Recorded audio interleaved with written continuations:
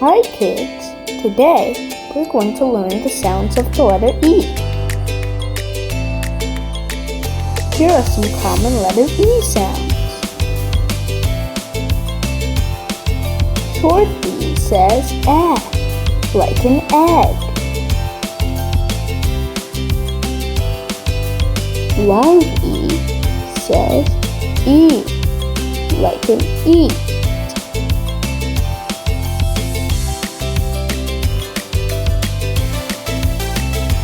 E.